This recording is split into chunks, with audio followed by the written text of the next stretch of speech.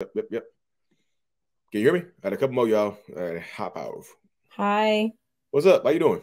Good. Can you hear me? Yes, loud and clear. How What's are going you on? today? I am blessed. How That's you doing? awesome. I'm all right. I have a question I have maybe two or three questions I want to ask you. I've been Hit me. following you for maybe I want to say about a month now. Okay. I'm 20 years in a relationship. I have left him 3 times because the first time I felt threatened, then the other times, I found him with like stuff with other females. I have Okay. 2 boys with him. I have an 18-year-old and I have a 10-year-old. Now, on June 30th, he left. I actually put him out because I found him with another female in a concert. He Oh, didn't know that I was going to be there. are This you somebody he's using been the going concert too? out.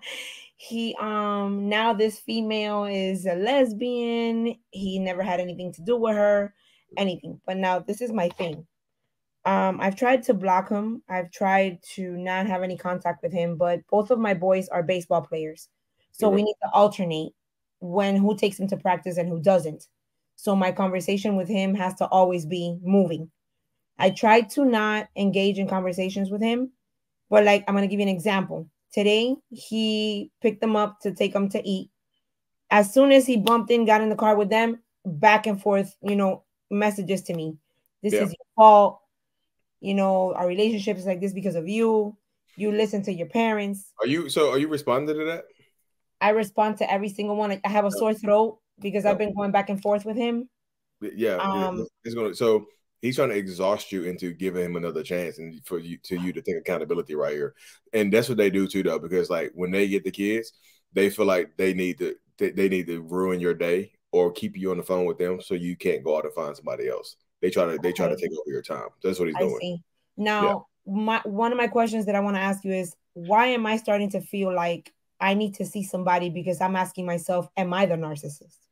You asking that you need to see somebody like in a relationship wise? No, I'm saying like maybe like a therapist, like a professional, because now I'm No, feeling because you, like, what because you, about if because you I'm the do. one that's wrong? No, because you do. You know, no, you do need to see a therapist, and this is not me saying that something is wrong with you. This is me just Okay. saying that everybody.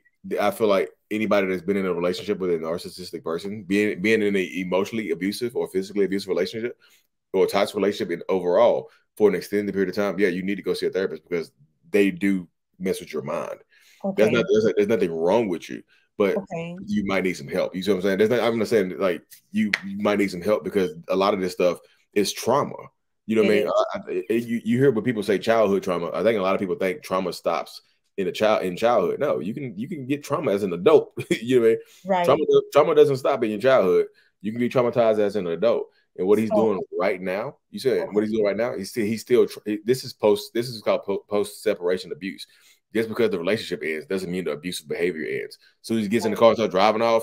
You whore, you ruined my relationship. I was at a concert with my secret lesbian friend. She had just came out to her family and she needed somebody. Man, get the hell out of here. They would just tell you anything. I promise you. She's a Right. And lesbian. it's crazy because he's trying to tell me that he's trying to fix things because he wants to come back. He misses me. He misses the family. But at the end of the day, it's like, but you're stupid. You're Yeah, ridiculous, offending me. And I'm like, man, this is crazy. they always miss their family. I promise you they do. I want my family back. They always want their family back after they did everything to lose them. That's how Right. it always is. Exactly.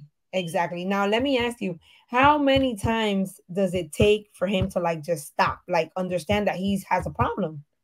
He does. It doesn't. There could be an unlimited amount of times. It doesn't. There's no guarantee that he will just stop it. I promise you. Because he feel like he's going to wear you down. Because I think you said you caught him with other women before. You taking him back. So why would this time be any different? Right. Right. So what would you suggest to me? Like, what do you recommend for me to do when he starts bashing me in this way? It exhausts me. It Who is gives he me a bashing? headache. Who is I'm he tired. bashing you to? Who is he bashing you to? Just to you directly? Like, yeah. And then when he goes out with the boys, like my oldest is 18, and then he'll tell him, "Oh, can you talk to your mom? Oh See hell if no! she'll take See, me no, back so in." that's when you have a conversation with your son. I'm not telling you have to tell him about the cheating stuff. If I were you, I would tell about the because I have personality disorder, and I don't do what I would do. But I would tell him like your dad cheated on me at a concert. He gonna lie to you, They but I know that. don't They say that. know. But this is what I say. This is what you tell your kids right here. Like, look, even though, especially the 18-year-old, like, even though you're an adult, you don't have to get involved in your dad's business. You don't have to. You know what I Right. mean?